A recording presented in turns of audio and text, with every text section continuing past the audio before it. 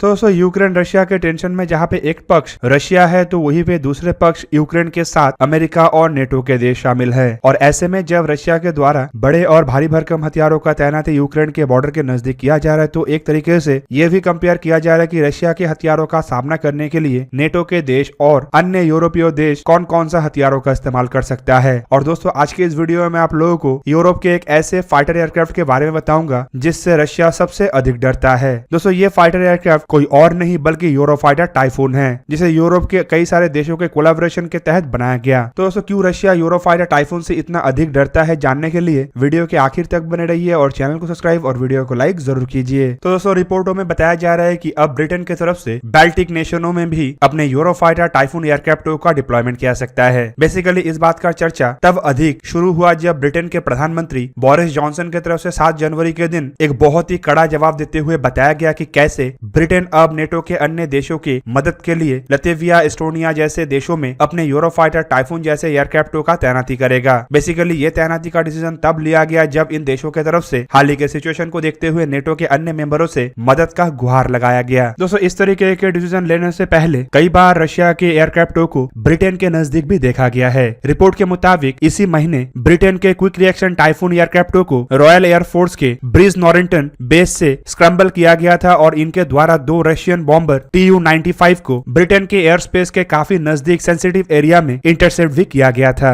और रिपोर्ट के मुताबिक दोस्तों ये फरवरी महीने में ऐसा तीसरा इंसिडेंट है। मतलब इससे पहले करीबन 2 बार और रशियन एयरक्राफ्टों को ब्रिटेन के एयर स्पेस के नजदीक देखा गया। महीने के शुरुआती समय में स्कॉटलैंड के मोरे नामक क्षेत्र के नजदीक बने हुए रॉयल एयरफोर्स के लॉसी माउंट बेस से टाइफून एयरक्राफ्टों को फ्लाई किया गया था और इनके द्वारा भी 4 बेयर बॉम्बर मतलब Tu-95 बॉम्बरों को इंटरसेप्ट किया गया था। और एक्सपर्टों का मानना है कि ये आने वाले समय में और अधिक बढ़ सकता है क्योंकि बोरिस जॉनसन की तरफ से काफी कड़ी प्रतिक्रिया देते हुए रशिया के अगेंस्ट में नेटो की मजबूती का भी बात कहा गया। इवन ब्रिटेन के द्वारा नेटो के कई सारे देशों को रशिया के खिलाफ मजबूत भी किया जा रहा है। बेसिकली बोरिस जॉनसन इस तरीके के बयान इसीलिए दिया क्योंकि हाल ही में यूक्रेन के मामले को लेकर रशिया की तरफ से काफी अधिक एग्रेशन दिखाया जा रहा है और नेटो के एक मेंबर होने के कारण ब्रिटेन का भी एक फर्ज है नेटो के देशों के प्रति और इस वजह से ही ब्रिटेन उन नेटो के मेंबरों में अपने एयरफोर्स के तैनाती को मजबूत भी कर रहा है। इवन ब्रिटेन के ये टाइफून एयरक्राफ्टों के द्वारा पहले भी अपने क्षमता का प्रदर्शन किया जा चुका है। अगर हाल ही के ही घटना को देखा जाए तो दिसंबर महीने में ब्रिटेन के टाइफून एयरक्राफ्टों के द्वारा पहली बार एक मिलिट्री एंगेजमेंट में सीरिया के ऊपर उड़ने वाले एक अनआइडेंटिफाइड मिलिट्री ड्रोन को भी मार गिराया गया था। रिपोर्ट में यह भी बताया जाता है कि सीरिया के ऊपर ये जो ड्रोन को मार गिराया गया था ये असल में ब्रिटेन के तैनात एयरक्राफ्टों के काफी नजदीक फ्लाई कर रहा था और इन ड्रोनों को एक तरीके से आतंकी ग्रुपों का ड्रोन के रूप में भी देखा जा रहा है। टाइफून एयरक्राफ्टों के द्वारा ड्रोन को मार गिराने के लिए M132 advance short range air to air missile या फिर कहे तो एसराम मिसाइल को दागा गया। इवन ये फॉकलैंड वॉर के बाद ब्रिटेन के रॉयल एयरफोर्स के द्वारा हवा में लड़े गए पहला लड़ाई था। लेकिन अगर रॉयल एयरफोर्स के क्षमता को देखा जाए या फिर कहे तो वॉर एक्सपीरियंस को देखा जाए तो ये कम नहीं है क्योंकि हाल ही में सीरिया में हुए इंसर्जेंसीज के दरमियान रॉयल एयरफोर्स के कई सारे GR1 टॉर्नेडो एयरक्राफ्टों ने साइप्रस से उड़ान भर के सीरिया के अंदर कई तरीके के मिशनों को भी अंजाम दे चुका है। दोस्तों यूरोफाइटर टाइफून यूरोप के एक ऐसा एयरक्राफ्ट है जो केवल मात्र ब्रिटेन के द्वारा इस्तेमाल नहीं किया जाता है या फिर ब्रिटेन के द्वारा केवल मात्र डेवलप नहीं किया गया है बल्कि एक मल्टीनेशन प्रोजेक्ट के अंतर्गत निर्माण किया गया है जिनमें यूरोप के कई सारे देश शामिल भी है और उन सभी देशों के द्वारा इन एयरक्राफ्टों का इस्तेमाल किया जाता है। यूरोफाइटर टाइफून के डेवलपमेंट के प्रोग्राम में यूरोप के महत्वपूर्ण देश जैसे कि Italy, France, Germany, United kingdom, Spain जैसे देश शामिल था पर बाद में फ्रांस ने अपने आप को इस प्रोजेक्ट से बाहर निकाल लिया और खुद के राफेल एयरक्राफ्टों के डेवलपमेंट के प्रोग्राम को आगे बढ़ाया। दोस्तों यूरोफाइटर टाइफून को साल 2003 में सबसे पहले ब्रिटेन के एयरफोर्स में मतलब रॉयल एयरफोर्स में सर्विस में लाया गया था। इवन ये यूरोप के पहला highly agile high manoeuvrable delta shape design के फॉरवर्ड कैनन वाले एयरक्राफ्ट है। दोस्तों यूरोप के ये जो एयरक्राफ्ट है ये 4th जनरेशन के एक मॉडर्न एयरक्राफ्ट है जिसमें फ्लाई बाय वायर कंट्रोल सिस्टमों का इस्तेमाल किया गया है। इस एयरक्राफ्ट को फुल्ली स्टेल्थ एयरक्राफ्ट तो नहीं कहा जा सकता है क्योंकि इसके आउटवर्ड डिजाइन और इसमें इस्तेमाल होने वाले कैनर्स एयरक्राफ्टों के रडार क्रॉस सेक्शन को बढ़ा देता है लेकिन एयरक्राफ्ट में स्टेल्थ कैरेक्टरिस्टिक्स है और इसके साथ साथ इसमें advance light weight composite material का इस्तेमाल किया गया है जो एयरक्राफ्ट के स्टेल्थ फीचर को बढ़ाने के साथ साथ एयरक्राफ्ट को हाई स्पीड में फ्लाई करने का क्षमता भी देता है। हथियारों के मामले में भी यूरोफाइटर टाइफून काफी शक्तिशाली एयरक्राफ्ट है जो एक ही समय में 6 बॉम्ब के साथ साथ 6 मिसाइलों को कैरी कर सकता है जबकि उसी दरमियान एक टारगेटिंग पॉड को भी कैरी करने का क्षमता एयरक्राफ्ट के पास है जबकि एयरक्राफ्ट में एक इंटरनल कैनन भी है जो हमेशा एयरक्राफ्ट का साथ देने के लिए तैयार रहता है। इन हथियारों में शॉर्ट और मीडियम रेंज के एयर टू एयर मिसाइल जैसे कि एसरैम और एमरैम मिसाइल तो होता ही है, साथ में बॉम्ब के रूप में ये एयरक्राफ्ट पीबुए बॉम्ब को इस्तेमाल करता है, जो एयरक्राफ्ट के क्षमता को बढ़ाने में काफी अधिक मददगार है। इवन यूरोप के देशों की तरफ से एयरक्राफ्टों को साल दर साल अपग्रेड भी किया जा रहा है ताकि इसे मॉडर्न एयरक्राफ्ट के रूप में बरकरार रखा जा सके। अपग्रेडेशन के तहत इसमें कई तरीके के नए चीजों को जोड़ा गया है, जिनमें स्मूथ कंट्रोल सिस्टम से शुरू करके improved electronics, radar, surveillance system जैसे इक्विपमेंट शामिल हैं। दूसरी तरफ एयरक्राफ्टों में इस्तेमाल होने वाले दो पावरफुल इंजन एयरक्राफ्ट की क्षमता को बढ़ाता है और साथ ही साथ तेज रफ्तार में और हाई ऑल्टीट्यूड के साथ साथ लो ऑल्टीट्यूड में फ्लाई करने में भी मदद करता है। तो यूरोफाइटर टाइफून एयरक्राफ्टों के अगर बैकग्राउंड को देखा जाए तो इसका फर्स्ट फ्लाइट तो 1994 में ही हो चुका था, लेकिन इसे इसके कई साल के बाद 4 अगस्त 2003 में सर्विस में लाया गया। फिलहाल इसका इस्तेमाल यूरोप में ऑस्ट्रिया, जर्मनी, इटली, स्पेन और यूनाइटेड किंगडम कर रहा है, जबकि यूरोप के बाहर Kuwait, Oman, Qatar, Saudi Arabia भी इन एयरक्राफ्टों का इस्तेमाल कर रहा है। साल 2003 से लेकर अब तक यूरोप के मल्टीनेशनल कंपनियों के द्वारा 500 से भी अधिक इन एयरक्राफ्टों का निर्माण किया चुका है और साथ ही साथ कई सारे एयरक्राफ्टों का अभी भी ऑर्डर है और उस ऑर्डर के मुताबिक एयरक्राफ्टों का निर्माण चल भी रहा है। दोस्तों सिंपली अगर यूरोफाइटर टाइफून एयरक्राफ्ट को देखा जाए तो ये एक डेल्टा विंग कैनट्स वाले मल्टी रोल एयरक्राफ्ट के रूप में पहचाना जाता है, जिसे फ्लाई करने के लिए एक या फिर दो क्रू मेंबर का आवश्यकता होता है। एयरक्राफ्ट के अगर आकार को देखा जाए तो इसका लंबाई करीबन 15.96 मीटर मतलब 52 फीट 4 इंच है, जबकि इसका विंग स्पैन 10.95 मीटर मतलब 35 फीट 11 इंच है। एयरक्राफ्ट का हाइट 5.28 मीटर मतलब 17 फीट 4 इंच है और इस डायमेंशन के साथ एयरक्राफ्ट के विंग एरिया करीबन 51.2 मीटर स्क्वायर या फिर कहे तो 551 स्क्वायर फीट के आसपास है। एयरक्राफ्ट के एम्प्टी वेट 11,000 किलोग्राम और ग्रॉस वेट 16,000 किलोग्राम है, जबकि maximum take off weight 23,500 kilogram है, जिसमें करीबन 4,996 किलोग्राम के इंटरनल फ्यूल रहता है। एयरक्राफ्ट में इंजन के रूप में दो यूरोजेट EJ200 आफ्टरबर्निंग टर्बोफैन इंजन का इस्तेमाल किया गया है, जिसका ड्राई थ्रस्ट 60 किलोन्यूटन और मैक्सिमम आफ्टरबर्निंग थ्रस्ट करीबन 90 किलोन्यूटन है।